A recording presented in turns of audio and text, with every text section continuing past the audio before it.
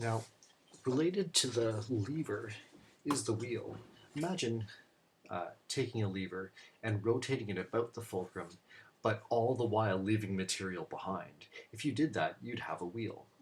Now, in this scenario here, imagine that you're, instead of pulling on the end of a lever, pulling on the outside of a wheel with a load attached to a pulley that's also attached to the wheel. In this case, the load is going to be lifted essentially by a lever arm that long, while the effort is going to be applied to essentially a lever this long. And so for a wheel, just like for a lever, we can calculate IMA as being equal to d in over d out, which for a wheel will be proportional to the radius of the input circle divided by the radius of the output circle.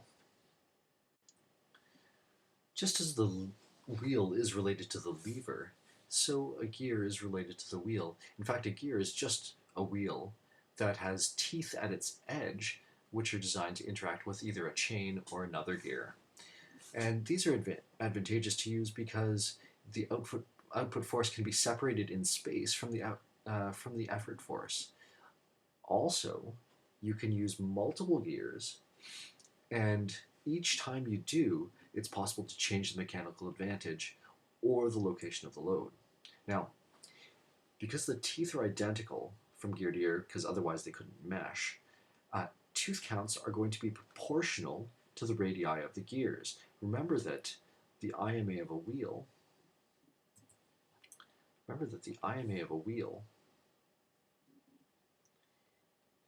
was going to be equal to R in over R out. And so,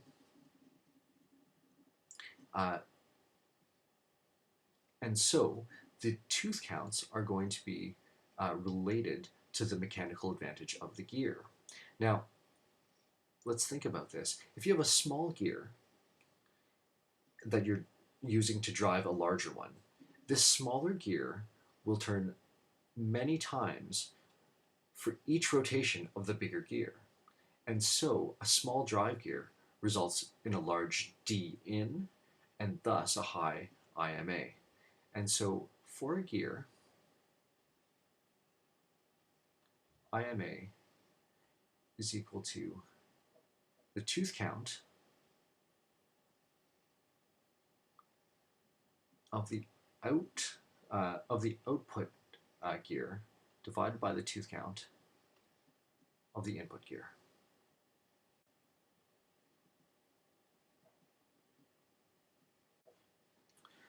A good application of this would be the bicycle.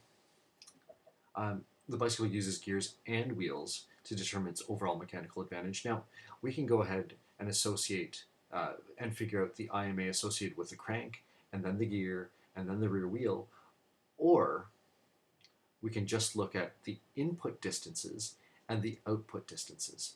So here's a lower gear, and in this case, the crank moves, let's say 15 centimeters through that circle, and the wheel moves 34 centimeters in this case.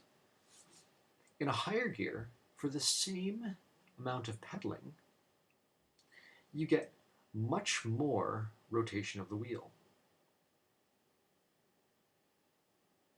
While that's happening, of course, while you're still putting in 1,000 newtons, in a lower gear, you're getting out a relatively large force.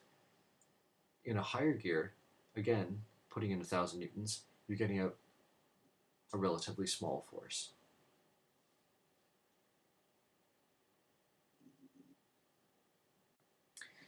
And so we've talked about levers, we've talked about wheels, we've talked about gears, which are all related. The inclined plane is not related to those three. So you should wipe your mind clean now. On an inclined plane, what we're doing again is trading force for distance. And now, when friction is small, it takes very little force to move an object horizontally. And because of that, it takes very little work to move an object horizontally. Now, by using a ramp, what we can do is we are essentially raising an object to a new height, but not having to do that straight up, which is quite difficult often if it's a heavy object. Now, here's an inclined plane. Because it doesn't take much work to move this object horizontally, in fact, let's say that there's no friction and it requires zero work to move it horizontally, the work done by pushing this ball up an inclined plane is just the work associated with lifting it to height h. And so, if we look at what's going on here, let's ignore friction for a little while. If the force due to gravity is calculated as mg, and this angle is theta, then we can also say that this angle is theta. These two triangles are similar. All right? And so, mg, the component of mg that's pointed down the ramp, that's the component of mg that you'll actually be working against when you push it up the ramp. That is equal to mg sine theta. Compared to the angle theta, this is opposite, and mg itself is the hypotenuse. So the sine of theta would equal opposite over hypotenuse, and if you turn that inside out, the opposite side would equal mg sine theta. And thus, because this is the force we'll be fighting, mg sine theta will be our input force. Now, again, we're not doing any work to move this thing horizontally because we're ignoring friction. So all the work is that we're accomplishing is by raising the ball to the height h. Now, if we were to do that directly, then the amount of work we were doing would be m times g. That would equal the force we're working against times the distance over which we're applying that force, which would be h.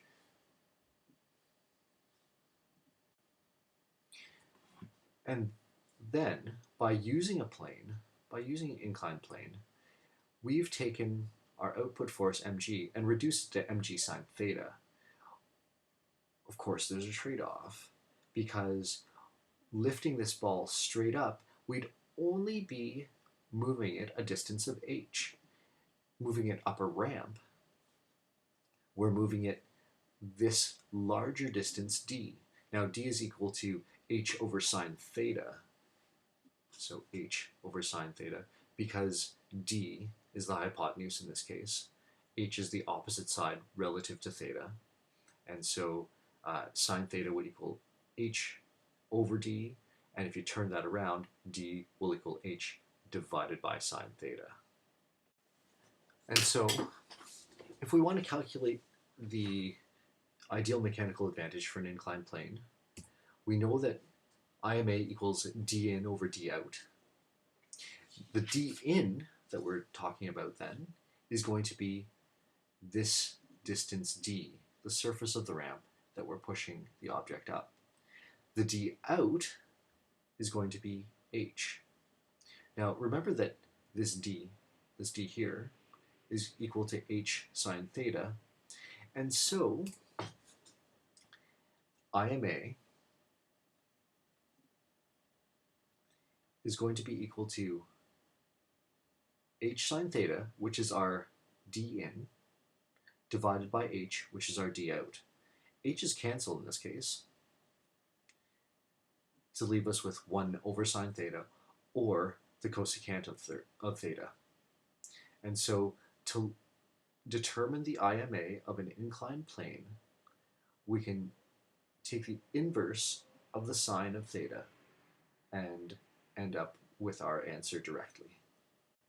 Now, we've so far considered inclined planes without friction, but let's start talking about inclined planes with friction. Now, in order to move this box up this ramp, we're not only going to have to push against the x prime component of gravity, we're also going to have to push against the force of friction. And so, the applied force that we'll use to push this box up the ramp is going to be equal to the x prime component of gravity plus the force of friction. And so, as we increase the angle, the normal force decreases. So as this ramp gets steeper, the horizontal or x prime component of gravity increases, the y prime component of gravity decreases, and thus the normal also decreases. So friction is decreasing as we make this ramp steeper. However, the x prime component of gravity is getting more. And so the actual mechanical advantage of an inclined plane depends on the angle. It also depends on the coefficient of friction between the object and the ramp it's sliding along.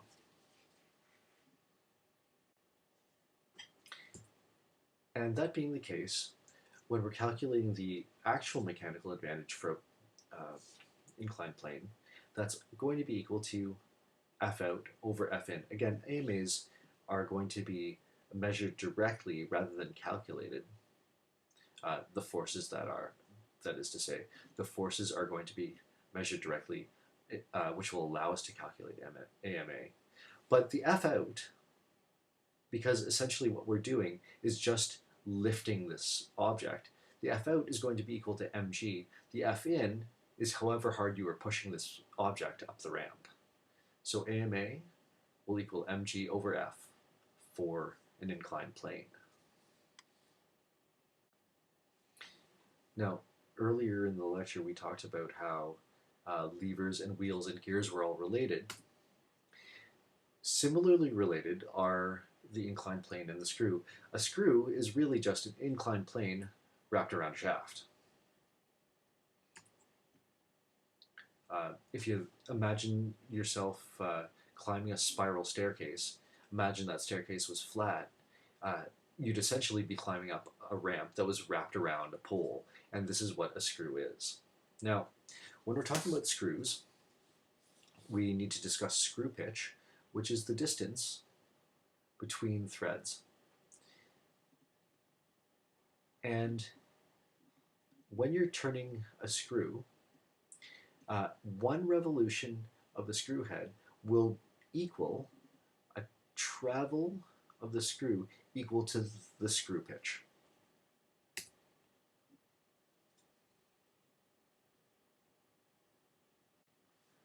And as a result, the screw pitch, or P, is going to be your D out. That's the amount, that's the distance that you're pushing this screw into the material.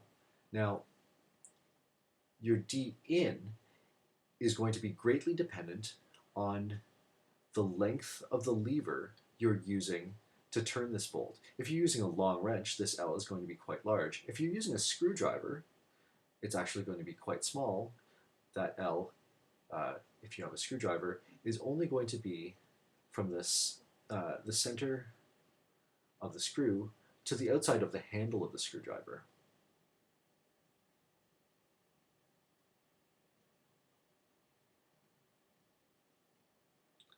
So the screwdriver, this L in this case, will look like this. And so if you want to calculate IMA for a screw, Our d out is going to be just P. Our d in is going to be the circle scribed by the handle of whatever implement you're using to turn the screw. And so our d in is going to be equal to 2 pi r. In this case, r is the length of our lever. And so IMA, which always equals d in over d out, in this case is going to be equal to 2 pi L over P, or 2 pi times the length of the lever you're using to turn the screw divided by the screw pitch. And so the IMA will equal d in over d out, which is equal to 2 pi L over P. And again, when we're trying to figure out AMA, we're going to base those on measurements of the actual forces in play. So how hard are we pushing on the end of the lever, and with what force is this screw traveling into the wood, for instance, or the nut? And the way to measure that is just to imagine having a scale at this end, calibrated in newtons hopefully. We turn this and we see how much force is applied to this